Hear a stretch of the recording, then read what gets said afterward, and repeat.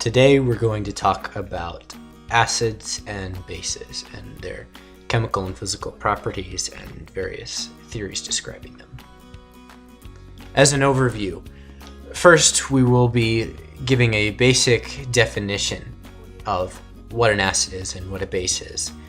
Secondly, we'll be comparing a strong acid versus a weak acid, and thirdly, describing three theories of acids and bases.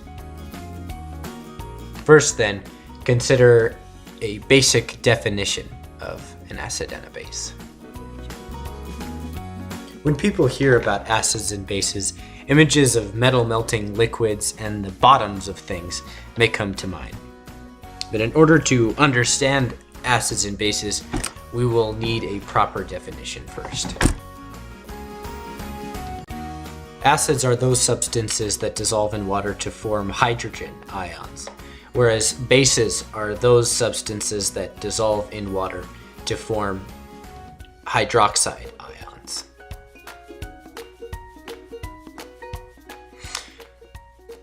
Acids give protons, whereas bases accept protons. That's a good summary statement.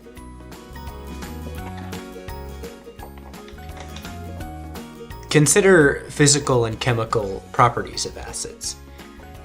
Acids have a pH level less than 7, have a generally sour taste. For example, consider vinegar.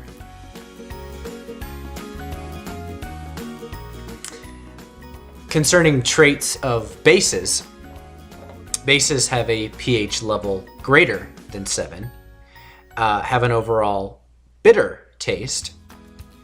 For example, if you've ever tried baking soda, you have an idea of what bitter tastes like. If you were to smell an acid, it would burn your nose, like when you drink Coke too fast. However, if you smell a base, it will do nothing. There will be no effect.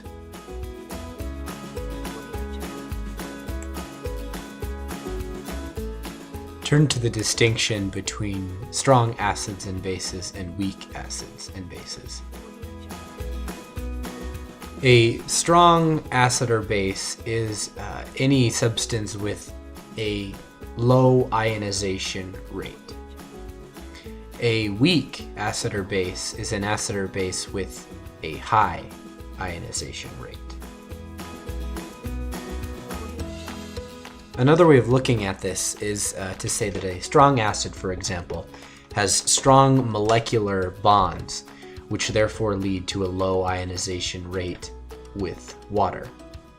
A weak acid, conversely, is an acid with weak molecular bonds, which lend themselves to a much higher ionization rate with water. Finally, we will overview three different theories of acids and bases. First, Arrhenius theory, named after chemist Svante Arrhenius. Here, acids and bases can be thought of as ionic compounds composed of cations and anions, naturally enough.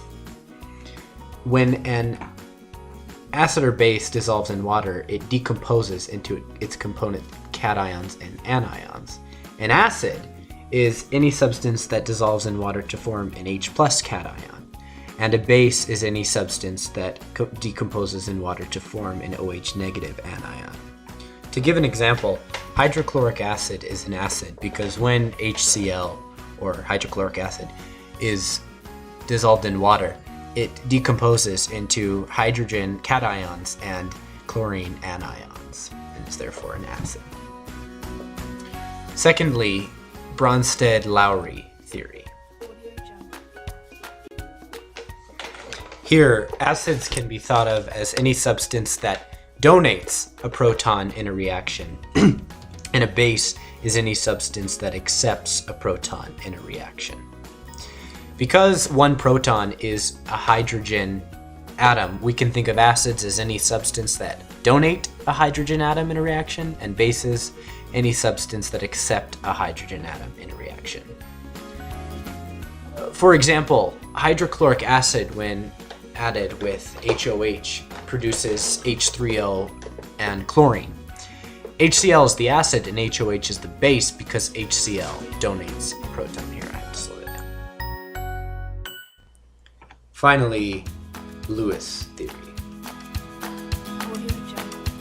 While Bronsted-Lowry theory defines acids and bases based on the sharing of protons, Lewis theory defines them based on the sharing of electrons.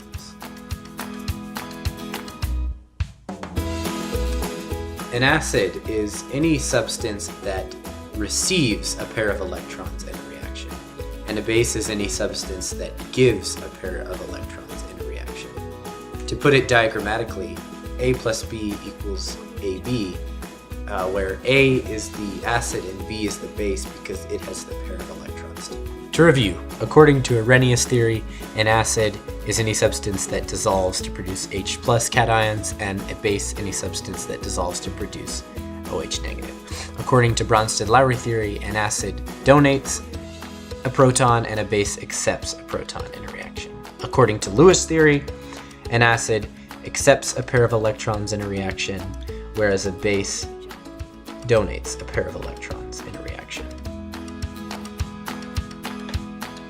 And with that, we draw our lesson today to a close.